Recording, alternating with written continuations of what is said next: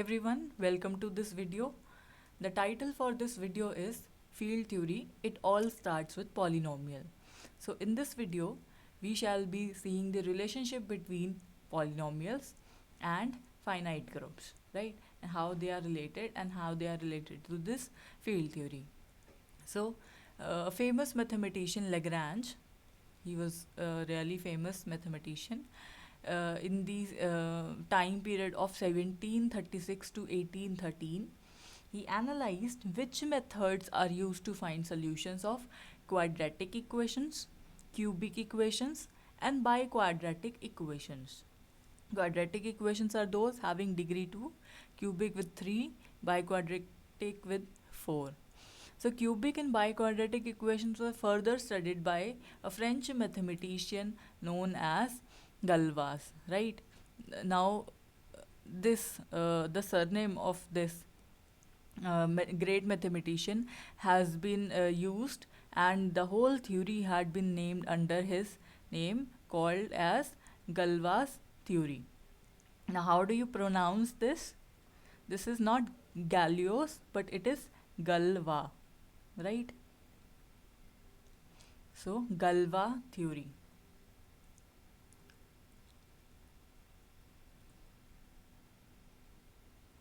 Galois theory. So it is pronounced like this. So in this course, we shall consider polynomial equations. For example, we have 2x plus 1 is equal to 0. This is one linear equation. How one can find the solution x? So it is calculated by shifting this 1 to the right hand side and then applying 2 inverse, or you can say you simply divide by 2. So this is the solution which we all know how to calculate, right? So earlier it was assumed that the underlying structure was natural numbers. That means the x is found to be in the algebraic structure of natural numbers. And that means the coefficients here 2 and 1, they belong to the set of natural numbers. So if that is the case, in that case this equation has no solution. Why? Because the x that we are looking for does not belongs to the set of natural numbers. So then the concept of choosing algebraic structure was enlarged. That means the scientists, or the mathematicians thought that this what if we enlarge this set of natural numbers to some bigger set, for example this set of integers or the set of rationals or the set of reals.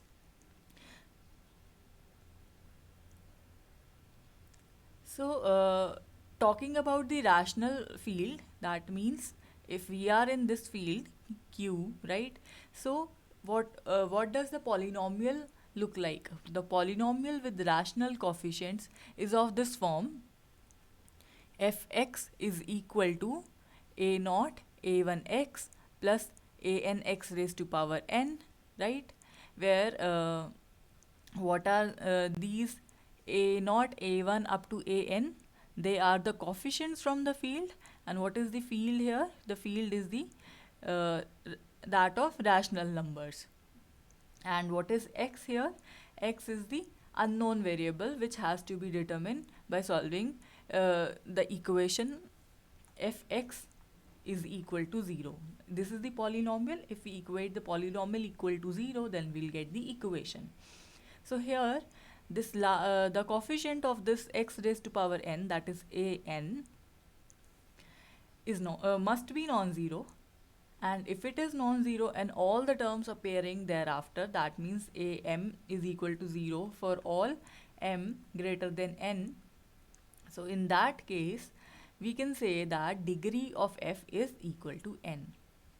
That means if it is equal to n, so the coefficient of the term x raised to power n should be non-zero. This should be non-zero, right? So we have done a lot of algebra in our previous classes, like in school. So we are asked to calculate x such that some kind of equation is given to us, right? So this x is called solution or called root, or sometimes it is also called 0. 0 of the equation, right? 0 of the polynomial. So where does this x lies? What is the underlying field was not mentioned there and back then, right? So that is the main concern over here. So let us understand this in another way. Suppose that we have a field f, and which is the field of rational numbers, and we consider a polynomial from this field, right? So that means you are constructing a field having coefficients in the field of rational numbers. These a0, a1 up to an, they all belongs to this field of rational numbers. Here the degree of the polynomial f is n, and we have assumed that this an should be non-zero. So now, if the degree of this polynomial is 0, then we have the constant polynomial. If this degree is 1, we have linear polynomial of this form. Of degree 2, we have quadratic equation, right? This should be quadratic, not biquadratic. So for degree 3, it should be cubic. For degree 4, it should be biquadratic. And for degree 5, it is quintic, and so on, right? So we can write such equations in this manner. So now the question is, to solve the above equations, that means if you substitute the polynomial equal to 0, you will get an equation, and eventually we are looking for the value of x. So the important question here is, where should one look for that value of x? What should be the underlying field in which one should see what is the value of x, and where does it lie? In some cases, it is really simple to calculate. In other cases, it's difficult. We'll see them in a few videos. For example, this is the given equation, right? So this equation is a quadratic equation containing quadratic polynomial.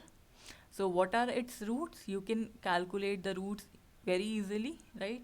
So x is equal to 1 plus minus square root 2 are the roots which are available in R, because this square root of 2 is an irrational number, and so it is available in the set of real numbers, but you cannot find the solution x in the field of rational numbers. So moreover, in many engineering applications, the solutions are required in finite fields, right? So now the thing was that in earlier days, mathematicians were calculating the formulas to calculate the solutions of this equation fx is equal to 0. So for linear, it is clear that the solution for the linear equation a0 plus a1x is equal to 0. The solution x would be equal to minus a0 by a1. So right, so this is very simple to calculate. For quadratic equation, you know, this is the formula to calculate the values of x, right, where this term is known as discriminant. For cubic and biquadratic equation, there are also methods available. For example, one can try the hit and trial method. One root could be determined using the by substituting the values and seeing if they are equal to 0. But the thing is that for quintic polynomials, there was no such formula. Therefore, the search for new formulas began for quintic polynomials and above.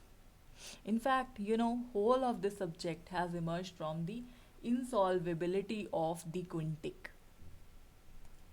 That means there were no existing formulas to calculate to solve the quintic equations, right?